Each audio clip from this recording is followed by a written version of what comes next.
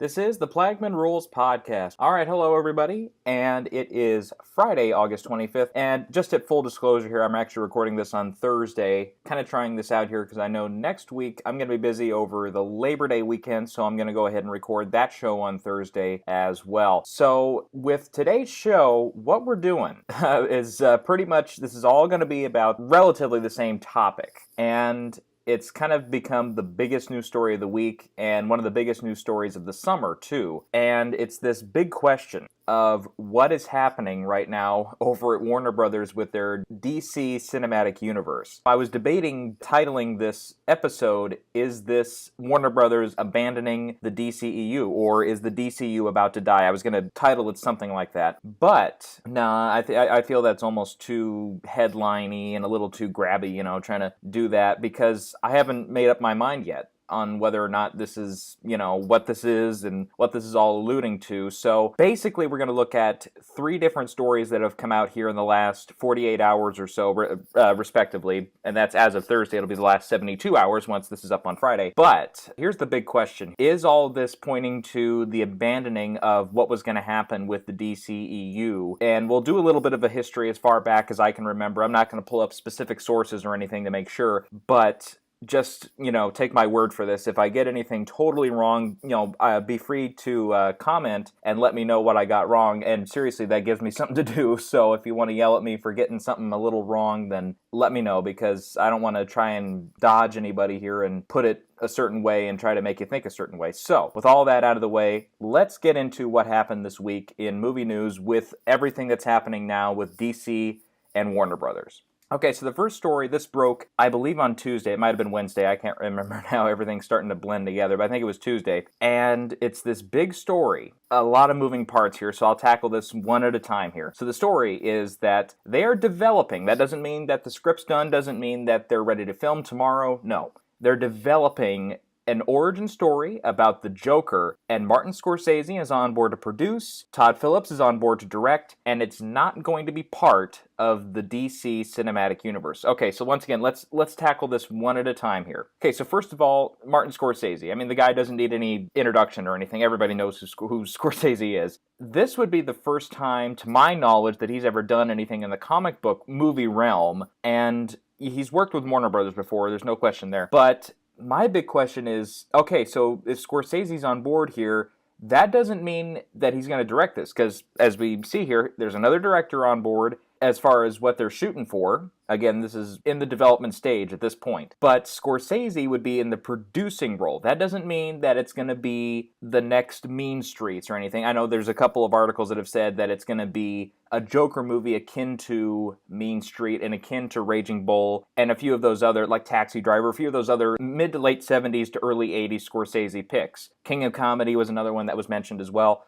Here's my thing with that. He's a producer on the movie. He's not writing the script. He's not directing the movie. He's not necessarily casting the movie. So that doesn't mean anything, really. It just means that he's going to step in and be a producer on the movie. Now, as far as his role as a producer, that has been yet to be made clear. Is he just going to be on set a couple of days and say, hey, everybody go have fun? And then he's going to go and keep filming, because he's got a lot of other projects. Like there's one that he's doing with Leo DiCaprio and Robert De Niro that's aiming for release in a couple of years. I forget what the title is, but it's set in Osage, and it's about murders and stuff, and about some of the early formulations of the FBI and stuff. And maybe J. Edgar Hoover gets involved in that one a little bit. I forget what they were calling it, but it's based on a very popular book. He's got that. The Irishman, I believe, is getting ready to film, or is filming. I haven't double-checked that. But that's another De Niro project. Al Pacino, Joe Pesci finally got back involved, which is great to hear. So he is, up to those two there. And then I think there's maybe one or two other projects that I've heard rumblings about in the past few months. None of them are coming to my head right now. But the guy is a busy filmmaker. I know that he's in his mid-70s, but he brings an energy and a passion to a lot of his projects that people that even a quarter of his age can't do. So let me just tell you this. I don't know what his role is going to be as a producer. Is he going to be,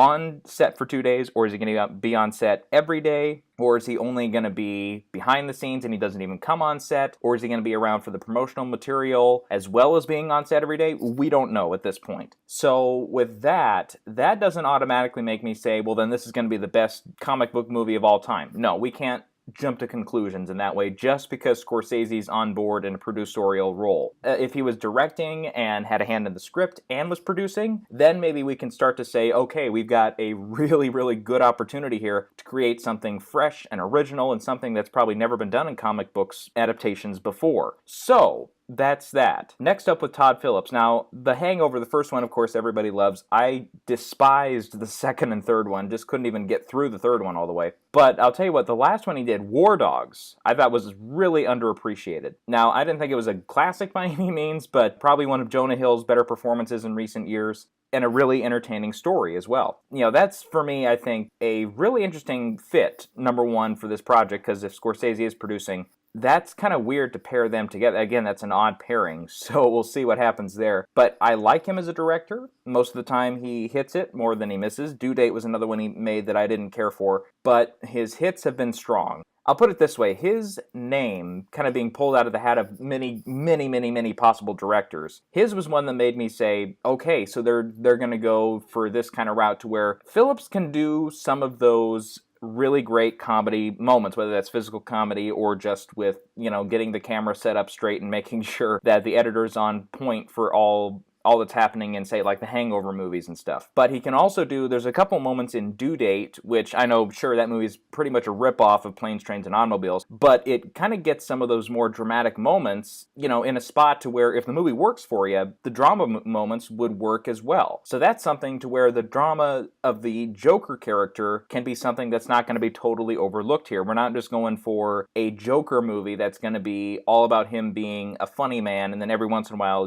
something kind of dark would happen. No, I think that's a really solid choice, I think, for a director. Now, there's definitely, everybody puts out a list of 5 better directors. We're not going to do that here, but I think his involvement is a good one. Okay, so then the last part of that, it's not part of the DC Cinematic Universe, which means that it is not going to be Jared Leto in the role. Now, here's the thing, and we'll get to this later because there's the whole Joker and Harley Quinn movie, which is also in development now. So we'll touch on this a little bit later too. But my first thoughts when this came out were, holy crap, that means they're ditching the Jared Leto character. But then I read forward and said, wait a minute, but it's not part of the DCEU, which means that Leto's Joker can still show up and they're going to have potentially 2 different Jokers going on. And again, since this is not part of the DCEU, we don't have to worry about 2 Jokers on screen at the same time in the same movie, at least I don't think that would happen. I don't think they'd be stupid enough to do that. But it also means that they're really taking a gamble here because, Jared Leto is a tremendous actor. And while I thought Suicide Squad was the worst movie of last year, I didn't really get a good read on how he did as the Joker because he was barely in the fucking movie. I can't tell you that he's a great Joker, but I can't tell you he's a bad Joker. I couldn't even judge him. His involvement in the movie was so small. So, that doesn't immediately trigger excitement for me, but at the same time, it doesn't immediately trigger panic either. So I don't know. But the fact that it was not in the DCEU also kind of alluded to me saying, wow, that means that this whole DCEU might be going under. That was kind of a, one little idea that got in my head, and I was like, okay, I'm not going to jump ahead of myself and do that. But, then a couple stories later, with this, and another story we'll talk about here is Matt Reeves' comments on the standalone Batman movie. We'll talk about that one, too, because that one set off another big trigger for me. Yeah, so overall, my thoughts on this, I'm interested to see what a Joker movie would be as an origin story. Interested, but not really excited. I'll put it that way. There's really big potential for it to be a great standalone movie that doesn't, again, necessarily have to coincide with everything that's happening in Suicide Squad and everything that's happening in Batman v Superman and whatever else is going to happen later, like Justice League and all that stuff. And at the same time, you have a formula for disaster. It could really confuse some people. A lot of people have been saying that you can't have more than one Joker. No, you can. It's not unheard of. There is the potential for some confusion there. But on top of that, if this just doesn't turn out to be an interesting story, that also kind of puts some mud on the Jared Leto version of the Joker too. Even if that picks up and say in the next movie that Joker's in, whether that's a surprise appearance in Justice League or whatever else is going to happen, that could damage him a little bit. Because let's say in the next movie that he's in, that he gives we get a much better impression of who he is as a character, and it's a good performance, and we like it and everything, and everybody likes it. If that's the case, and I think this other Joker movie could damage that, and it could impair it a little bit, because they're like, oh, well, the last time we saw the Joker, even though it wasn't the same Joker character, we didn't like it at all, so we have to consider that as well. Now, again, another big asterisk here. This is just in development. Again, this is not a done deal. The contracts have not been signed yet. We have to kind of let this boil as it goes here. And I'm sure, if other details pop up and all that, then we'll cover it. But I know immediately a lot of people said, well, that means Bradley Cooper's going to be the Joker, right? Because, the Todd Phillips thing. I actually wouldn't mind seeing that. I'd rather see it probably on a Saturday Night Live sketch before I saw it in a live-action movie. But at the same time, there's worse actors you could pick to play the Joker. Okay, so for the next two stories here, I might have the chronology on these two mixed up a little bit, but this is the order that I read them in. It might be wrong,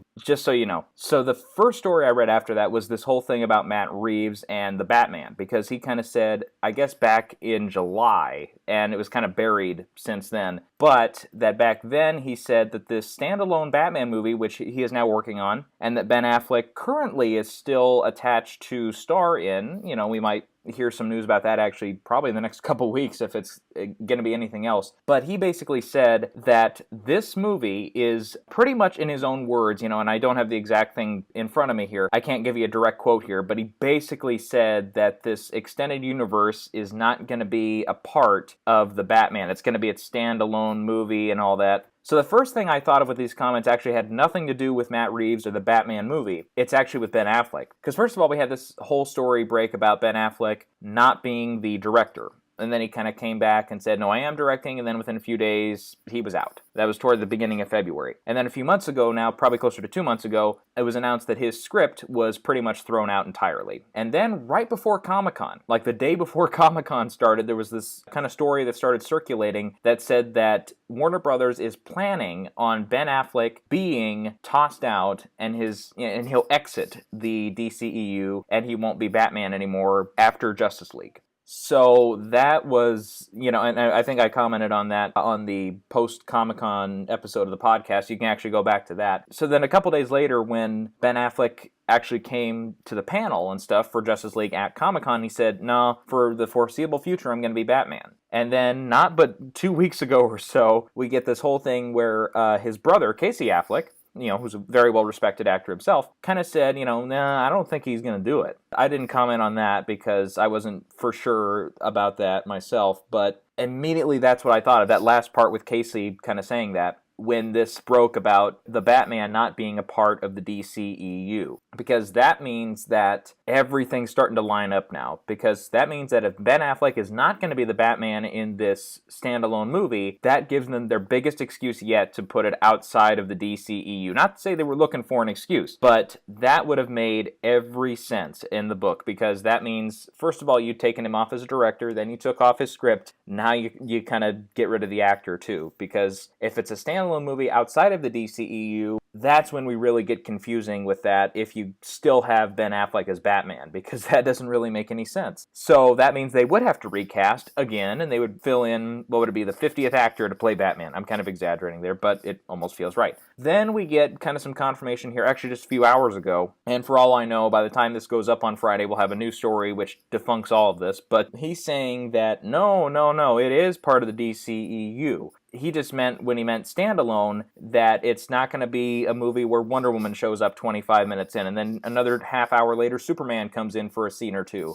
And then the ending has a couple other members of the Justice League coming in and stopping by, saying hello, and maybe being in the background. No, he says that it's Batman and Batman only. Now, I don't know. I don't necessarily believe that. I mean, this kind of feels like damage control coming down directly from Warner Brothers saying, we're not ready to say that yet. So for my money, I actually still believe that this standalone Batman movie is not part of the DCEU, and that it's going to be recasting, that Ben Affleck's no longer on board. That's just what I'm feeling right now. Now, again, if something else comes out tomorrow, or something else comes up here in the next few weeks that points in the total opposite direction, to where the Batman will indeed feature Ben Affleck as Batman, but also something like Jared Leto is back, or Margot Robbie's going to stop by and she'll be the villain Harley Quinn in the movie or something. If something like that happens, where yes, it will be directly linked back into the DCEU, then okay, I'll be convinced. But at the same time, he's not saying, Reeves in this quote is not saying that Harley Quinn or the Joker are going to be in the movie. So for now, I don't have anything to back that up. So for now, yeah, I'm going to stick with my guns here and say that this standalone Batman movie they're talking about is not going to be a part of the DCEU, and that this is just damage control from Warner Brothers, and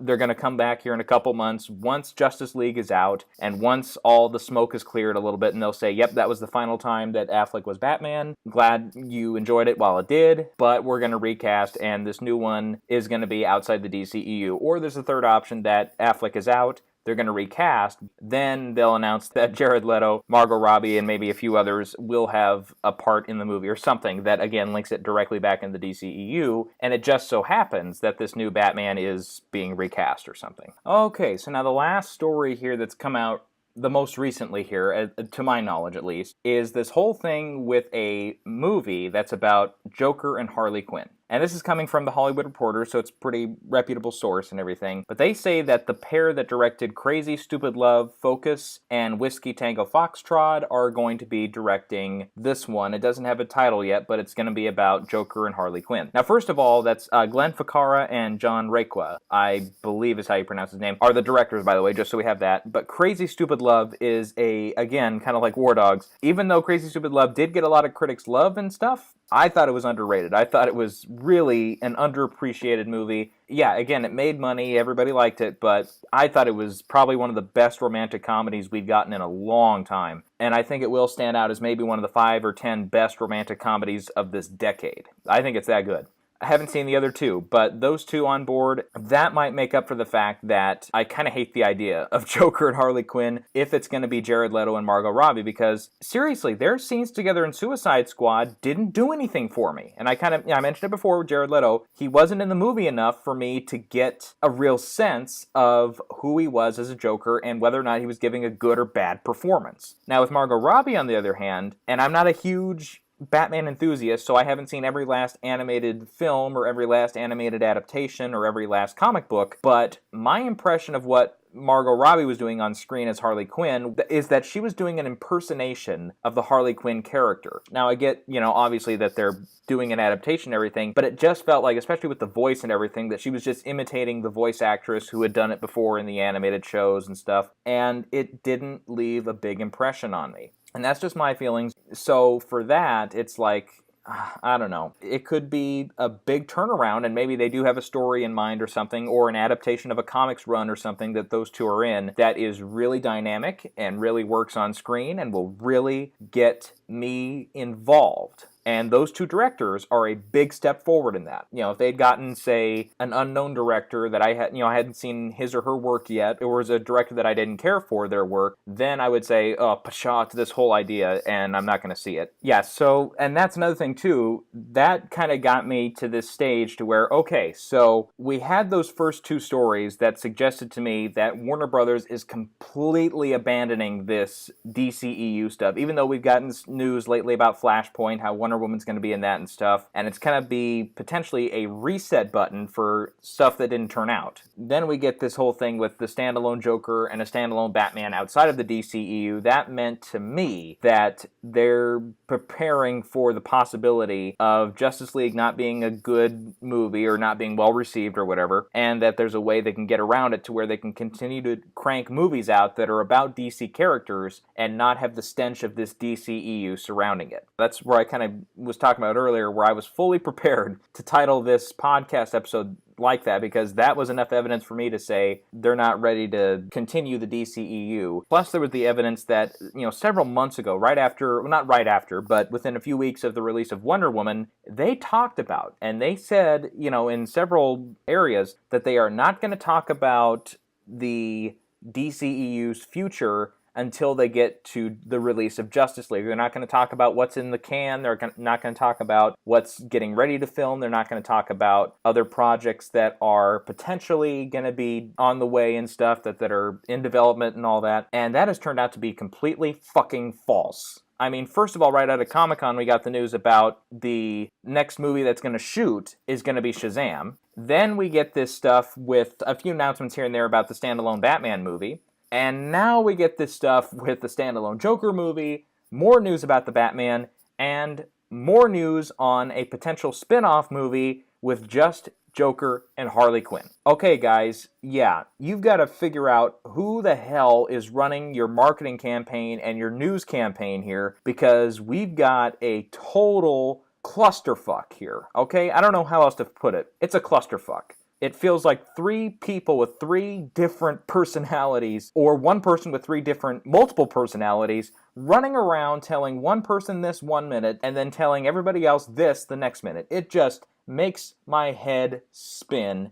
And personally, I'm not as involved in the DCEU as I am in the Marvel Cinematic Universe, but if this was happening over at Marvel, I would want to slap them upside the head. Since it's Warner Brothers, I'm kind of like just going to say, hey, just get your act together. I'm not caring as much about this story. If it was Marvel, yeah, I'd be kind of saying, somebody wave the white flag here, take out their boss or something, and don't let them be on the podium anymore. With this, I mean, we're kind of getting used to this too with the DC news, you know, especially like Ben Affleck, what happened there back in February when he went on, like, I think it was Jimmy Kimmel, he went on and said, yep, I'm still directing Batman, and then within a couple weeks he was out as the director. You know, stuff like that. It's like somebody's got to take control over there, you know, with their marketing and with their news reporting and stuff. And, well, not necessarily news reporting, but their news outlet person really needs to step up their game and figure out when the fuck they're going to say something and when the fuck to say it. Ugh, my God. Seriously, I feel like kindergartners with macaroni symbols and macaroni paintings talking about what's going to happen next would do a better job than this. I swear. It's a total cluster. You know, one more thing we'll talk about here with this. So obviously, if Jared Leto and Margot Robbie are involved in this, and that means, right, that the DCEU is still firing, at least to that degree. And that doesn't mean that they're going to totally abandon it. So, yeah, to that question, is this the death of the DCEU with the announcement of a standalone Joker and the standalone Batman movie being outside of it? No, not necessarily. Now we get this whole thing with Jared Leto and Margot Robbie coming back for this movie, so that means, yeah, that unless they really want to fuck themselves over, then this next movie, which again doesn't have a title at this point, we'll just call it Joker and Harley for now or something, that one shows that they're still confident enough at this point to continue the DCEU. And one more comment I have here, and that is kind of this thing, yeah, so it is in the DCEU. So does this movie replace Suicide Squad 2? Does it replace the Gotham City Sirens movie? Is this just going to be a part of Gotham City Sirens? Or is it just going to be a part of Suicide Squad 2? Or is it its whole different thing? That's a question I have now to raise, which is this going to be its own thing? Or is this taking the place of something else? Because, you know, we've been hearing a lot of trouble from Suicide Squad 2. First of all, they wanted Mel Gibson. That evidently it didn't work out. Then Joan Collette-Serra was assigned the task to direct, and then he ditched him and said, I'm going to do Jungle Cruise instead. And, you know, we haven't heard anything on the Gotham City Sirens movie for months. I mean, nothing of significance, at least. Just that David Ayer evidently was still working on it. But he's been busy. You know, he's got the Bright movie with Will Smith coming out on Netflix here in just a couple months. So he's busy on that. That's his priority right now. But still, I mean, you would think they would have something out on the Gotham City Sirens movie as far as what they're going to do with it and stuff. But it doesn't turn out like that's the case anymore. So that's why I'm asking that. But, boy, I don't know. At this point, I just feel like I could go on for another half hour and kind of share my disgust with everything that's happening here, or I could just end it here and say, you know what, from now on, I'm not going to give a flying pig as to who or what is saying what or who about the DCEU. It's just whatever comes out, and if it gets debunked in a couple days or a couple hours, then it gets debunked. And pretty much the only reliable source we're going to have anymore is just our eyes. When we see the poster for a movie coming out, and we see a release date for it, and we see trailers for it, that's when we know it's coming, that's when we know what it is, and who's directing it, and who's in it. Okay, so with that, I mean, I kind of alluded to it on Monday, but I said, usually when we have a slow week or week and a half of movie news, that means something significant's coming out. Well, here we are. Okay, so just to quickly wrap this up here, if you do have any ideas or discussion points that you want to be brought up on the Plagmanrules Podcast, you can leave a comment here on YouTube, or you can also comment on my Gmail account, and that's plagmanrulespodcast@gmail.com, plagmanrules podcast@gmail.com. Again, you can leave a message there, or you can talk about things you like, things you don't like about the podcast. Again, you can leave that on YouTube or at that Gmail account. Okay, so we'll be back again on Monday talking about the weekend box office, and we've got a whole nother day of the week. At least, again, I'm recording this on Thursday, so if something significant breaks tomorrow or in the late evening hours tonight, then we'll figure that out, and we'll get that included on the Monday episode. Also, another thing, too, a lot of people who watch my channel really like to watch it to hear and kind of join in the discussion of the upcoming Academy Awards. And we're just about to September 1st. Once we hit September 1st, that's when the pure speculation stage of the Oscars begin. That's when my coverage begins. That's when I put out some early guesses. And then, of course, we'll have the film festivals coming up later on in September. We might cover a couple of those. Also, we got the Venice Film Festival. That'll be actually this coming week. And I might cover a little bit of that in a separate video. And that's actually going to be a video. You can actually see my face in that one. Don't have any masks anymore, so we'll just go full steam ahead on that. But that'll be going up September 1st. I'll be recording that here over the next few days, and we'll see everybody there on September 1st, and that's when we'll begin the 2017-2018 Oscars talk. That's when that all starts. Okay, guys, so until Monday, this has been the Plagmanrules Podcast.